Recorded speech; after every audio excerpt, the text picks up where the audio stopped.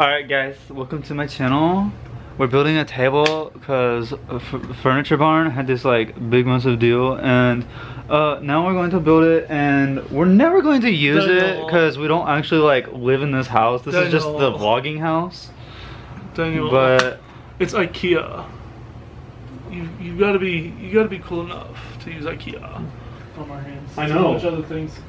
No, Dad, don't put this in the vlog. I'm just checking my teeth.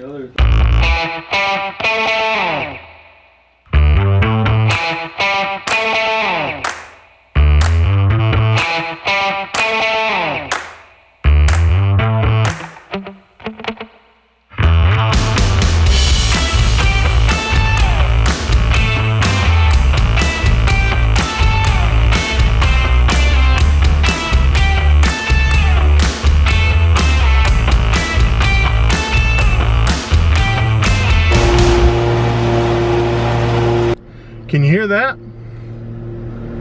That's the lawnmower man. And I almost got run over by the lawnmower man. Hey, it's Kevin Purcell from Behind the Pulpit. I'm bringing you into the life of a small church pastor. And I am getting ready to go out to the FedEx, not the FedEx, that's the other one, the enemy. The UPS store. I'm picking up a package there. So I'm gonna bring you along for the ride. You know, I grew up in the north. Here in the south, you know, they'll wait for you at the intersection. It's not too bad. Sometimes they'll honk. But where I grew up, we always defined a split second as the time between the light turning green and the guy behind you honking, telling you to go. And here we are having to wait at a light. I hate waiting in traffic. Just a few minutes ago, we were stuck in traffic. Two people had hit one another, and it was a really bad accident. And I don't know, sometimes my first thought is, oh, I'm gonna be late, and it's all about me. And instead, there's these poor people, their whole day has been ruined, and if they're hurt, it could be even worse. Those folks look like they were okay. We are so selfish in our thoughts. It's all about me and how this is affecting me.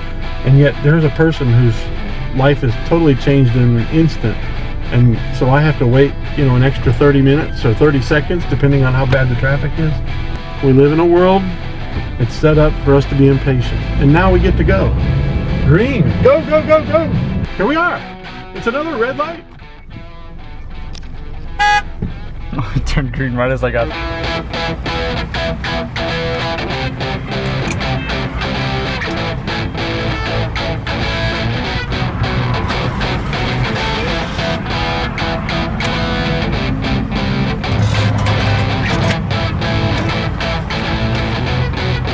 It's funny because even these things, when I was a kid, didn't exist.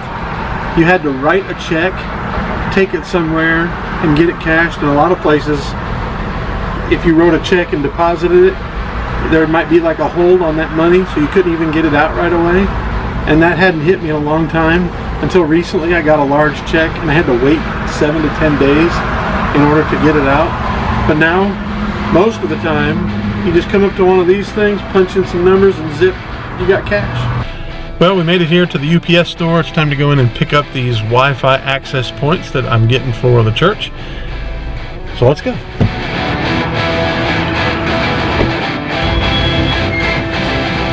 Hey, I'm Kevin Purcell. I've got a package to pick up.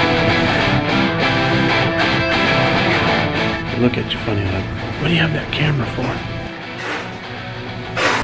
So I picked up these access points, and you know, it's for the internet. Now the internet is pretty fast. We've got really fast internet at our house.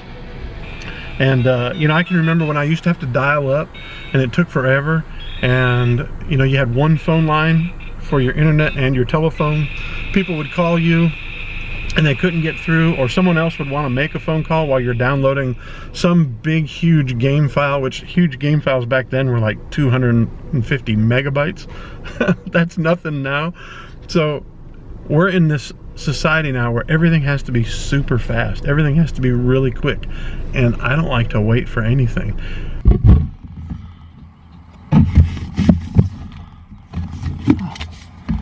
Some mail.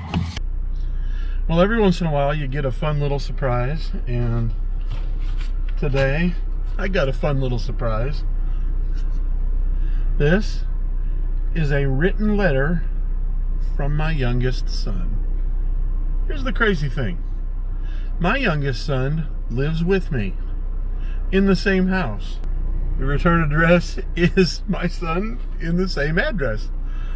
And so I thought, this is strange.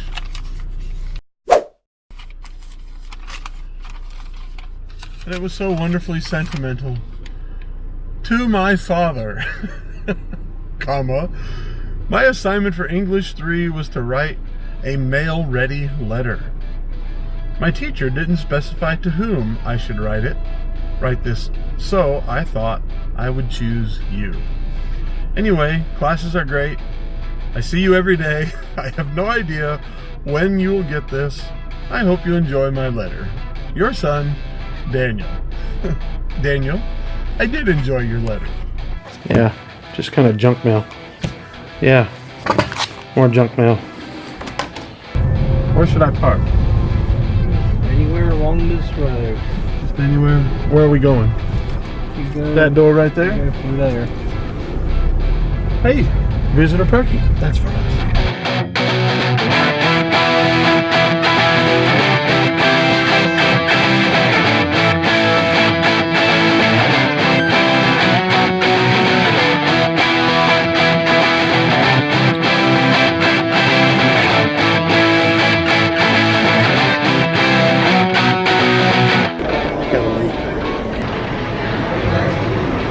It's like everything's round and it's all open. And at the top of all the walls, you notice these wires and stuff. It's kind of weird. So what are we doing here, Jason?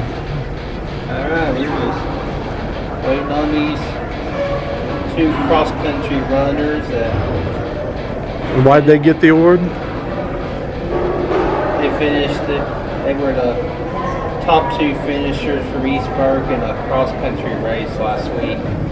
So they kind of anchored the team to the victory. Yeah. All right, cool. Now I bet this is the backdrops for setup for signings and when kids go to college and stuff. It is. Yeah. Thanks for letting me tag along. Our church sponsors one of those awards, and then the barbershop. What's it called? East End Barbershop. East End Barbershop. And Daniel just came along for the ride. And then I had never even been inside Eastburg High School before. So that's pretty cool. Now it's time to get some Christian chicken. Chick-fil-A, Chick-fil-A, Chick-fil-A. The only problem with Chick-fil-A, I love Chick-fil-A. He loves Chick-fil-A. He loves Chick-fil-A. But so do all those people. So we're leaving Chick-fil-A. In homage to Matty Hapoya, here's our fast food review of Butch's Barbecue in Morganton. That's pretty good. All right. Well, after a lot of waiting, some stops and starts, we're finally getting our new mattress delivered. It's about time. A good night's sleep is awaiting me.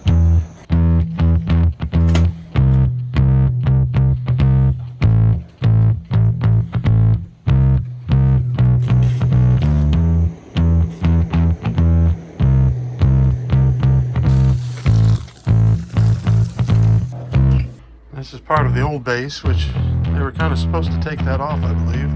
Well, I'll say this for these delivery guys. Didn't exactly leave the place very clean. Knocked stuff over, just kind of left it here. So what do you want, Daniel?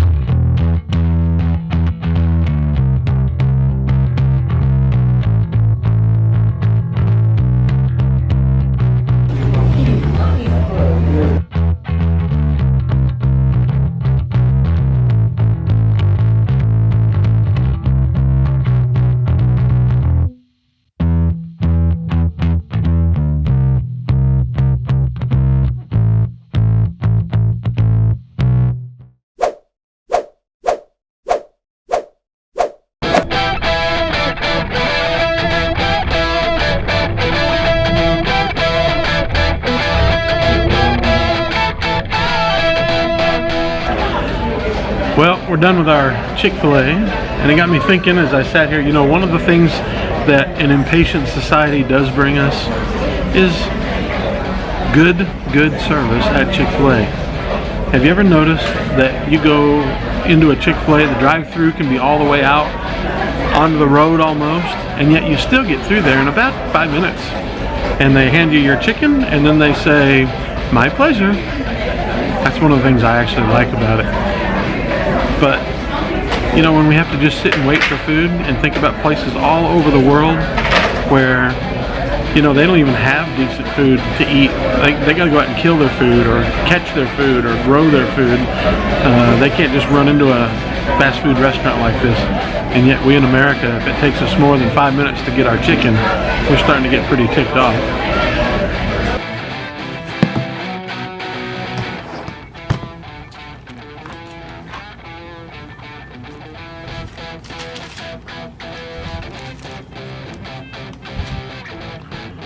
Right here, Colossians 3, verse 1. So if you have been raised with the Messiah, seek what is above, where the Messiah is seated at the right hand of God. Set your minds on what is above, not on what is on earth. For you have died, and your life is hidden with the Messiah in God. When the Messiah, who is your life, is revealed, then you also will be revealed with him in glory. You know, as I read that and I think about this super fast-paced, you know, impatient culture that we live in, where you're getting text messages instead of snail mail, as they call it, where you only have to wait a few minutes in line at the Chick-fil-A, where you can get $20 cash out of the ATM with just a touch of a button. You know, all of those things, where you can get something delivered from halfway across the country in just 2 days thanks to Prime shipping. And I think back to the apostles, you know, people like Paul. From what I've read, it seemed like they probably thought that Jesus was coming back in their lifetime. You know, who could blame them? I bet I would have too. But here we are 2,000 years later, it hasn't happened yet. And I wonder, it seems like maybe every generation has felt that way. You know, back in the 1800s, they were going up into the hills and predicting the exact date and hour that Jesus would come back, and then it didn't happen. Boy, did they look silly. Especially when Jesus himself said no one knows the day or the hour. But yet we ought to be prepared. We need to be ready for it. But here we are. It's September 2019, and who knows, maybe he can come back today, or maybe it'll be 100 years or 2,000 more years from now. But I know this, that I'm waiting for it. And I'm going to wait patiently for it. And it's going to be worth the wait. That's the thing. You know, you can get a gadget in the mail. You can get a letter from your son. That's pretty cool. You can get email or text messages or Snapchats. All of those things are great. But none of it is worth what we're going to be waiting for in heaven. And I hope that means you're ready. I hope you're prepared. If you don't know what's going to happen to you when you leave this earth, well, I hope you figure it out. I've been happy to talk with you about it. Contact me. Let me know. You know. But tell me, are you ready? And if you're ready, how excited are you? And down in the comments below, do me a favor. What's the thing you hate to wait for the most? What's that one thing that you just can't stand waiting, that you're really impatient about? And, you know, I'd love to hear more about that from you. If you liked this video, I hope you did, then please hit the subscribe button and also like it. And if you will, maybe share it with somebody else. I'd love for you to do that. If you want to know exactly when I get my videos uploaded, then hit that little bell. That thing will let you know exactly when it comes. I'd really appreciate it. It helped me out a lot. And until next time, this has been Kevin Purcell. I'm behind the pulpit, and I'm bringing you into my life, the life of a small church pastor. Bye.